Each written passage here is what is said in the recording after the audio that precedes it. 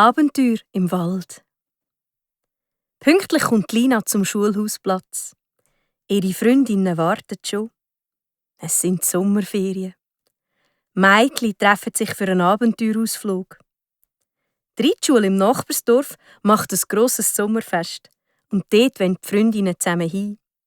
Mädchen nehmen aber nicht den Bus, nein, sondern sie gehen zu Fuß. Zuerst durch den Wald und dann über den Hügel. Weil es schön Wetter ist, haben die Eltern den Ausflug erlaubt. Das 4. machen sie sich auf den Weg. Die Lina ist die heimliche Anführerin. Sie hat das Plakat gesehen und den Ausflug ihrer Freundin Sophie vorgeschlagen.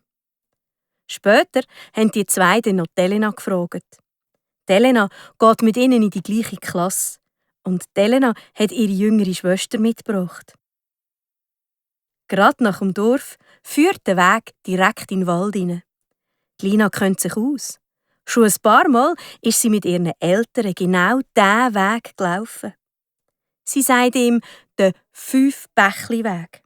Ja, weil er eben über 5 Bäche führt. Die Bäche kommen alle in einem Doppel zusammen.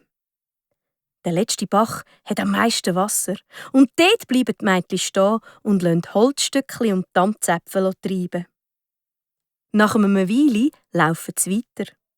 Der Wald hört auf und die 5 steigen den Hügel rauf. Am höchsten Punkt auf dem Hügel oben wächst eine alte Linde und unter der Linde steht eine Bank. Nach dem ersten Teil der Wanderung haben sie schon ein bisschen Hunger. Sie sitzen auf der Bank und packen ihren Proviant aus. Aber schon gleich werden sie ungeduldig und wollen so schnell wie nur möglich zur Reitschule. Vom Hügel aus ist es nicht mehr weit. Wo die 4 ankommen, hat es schon viele Leute. Mädchen schlendern durch die Ställe. Jedes darf eine runde Pony reiten. Aber am liebsten stehen die 4 bei den Koppeln. In deren innen hat es nämlich die Fohlen. Und die sind am Spielen. Dann kaufen sie sich noch ein Glacé. Ja, und weil ja ein Glacé kein Glacé ist, gibt es eben gerade noch mal eins.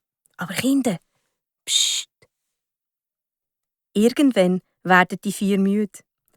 So viele Eindrücke und so viele tolle Rössli. Lina schaut auf die Uhr. Es ist schon spät und so machen sie sich auf den Rückweg.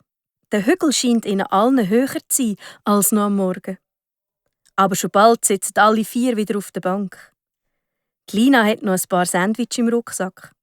Sie essen und schauen dem Sonnenuntergang zu.